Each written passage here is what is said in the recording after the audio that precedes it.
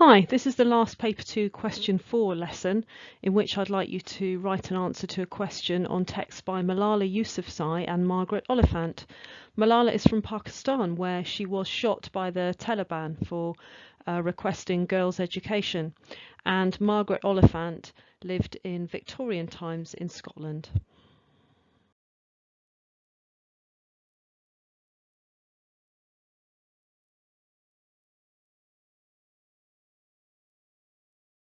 Lesson objectives. All learners will read accounts of the childhood experiences of Malala Yousafzai and Margaret Oliphant. Answer a Paper 2 Question 4 question comparing the texts.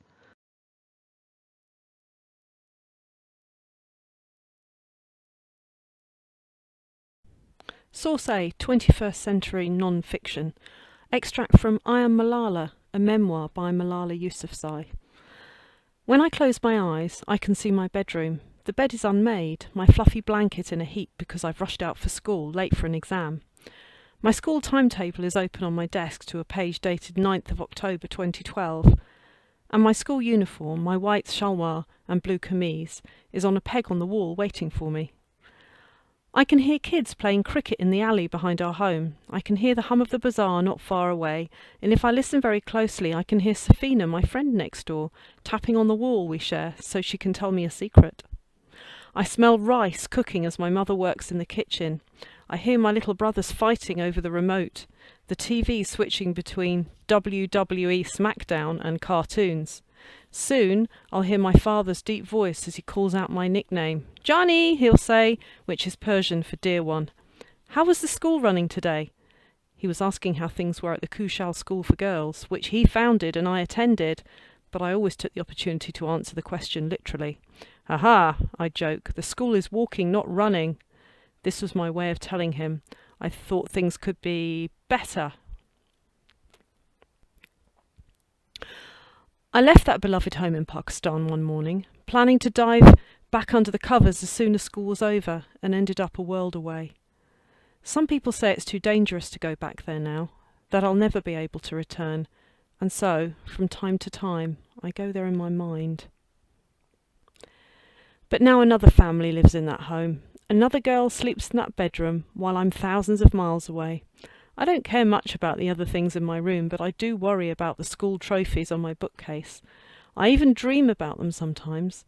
There's a runners-up award from the first speaking contest I ever entered, and more than 45 golden cups and medals for being the first in my class for exams, debates and competitions. To someone else they might seem mere trinkets made of plastic.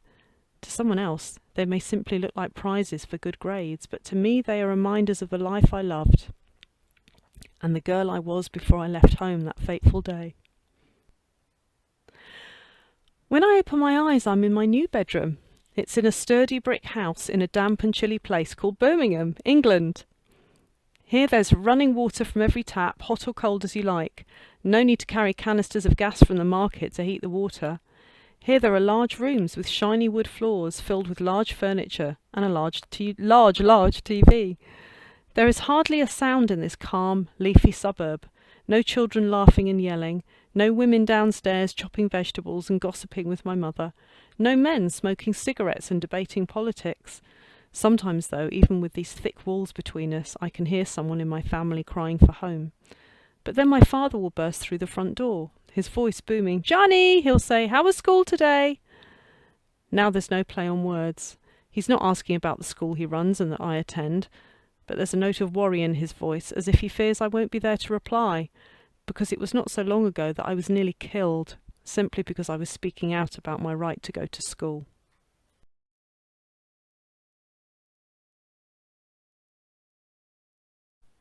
Source B, 19th century literary non-fiction. Extract from Margaret Oliphant's autobiography. I remember nothing of Wallingford, where I was born, but opened my eyes to life, so far as I remember, in the village of Lasswade, where we lived in a little house, I think on the road to Dalkeith. I recollect the wintry road ending to my consciousness in a slight ascent, with big ash trees forming a sort of arch, underneath which I fancy was a toll bar, the way into the world appropriately barred by that turnpike. But no, that was not the way into the world, for the world was Edinburgh. the coach for which, I'm almost sure, went the other way through the village and over the bridge to the left hand, starting from somewhere close to Mr. Todd the baker's shop, of which I have a faint and kind recollection. It was by that way that Frank came home on Saturday night to spend Sunday at home, walking out from Edinburgh about 6 miles to walk in again on Monday in the dark winter mornings. I recollect nothing about the summer mornings when he set out on that walk, but remember vividly like a picture the Monday mornings in winter, the fire burning cheerfully and candles on the breakfast table, all dark but with a subtle sense of morning, though it seemed a kind of dissipation to be up so long before the day.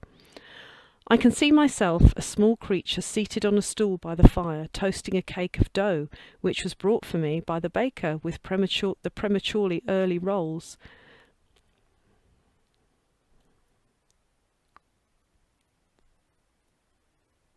which were for Frank. This dough was the special feature of the morning to me, and I suppose I had it only on these occasions. And my mother, who never seemed to sit down in that strange little warm bright picture, but to hover about the table pouring out tea, supplying everything he wanted to her boy, how proud, how fond of him, her eyes liquid and bright with love as she hovered about, and Frank, the dearest of companions so long, then separated, almost alienated, brought back again at the end to my care. How bright he was then, how good always to me, how fond of his little sister, impatient by moments, good always. And he was a kind of god to me, my Frank, as I always called him. I remember once weeping bitterly over a man singing in the street, a buttoned-up, shabby, genteel man, whom, on being questioned why I cried, acknowledged, I thought like my Frank. That was when he was absent, and my mother's anxiety, reflected in a child's mind, went, I suppose, the length of fancying that Frank too might have to sing in the street. He would have to come off very badly in that case, for he did not know one tune from another, much less could he sing a note.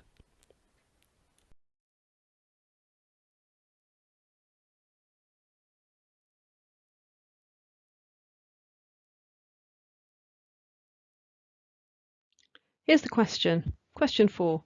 You need to refer to both source A and source B for this question.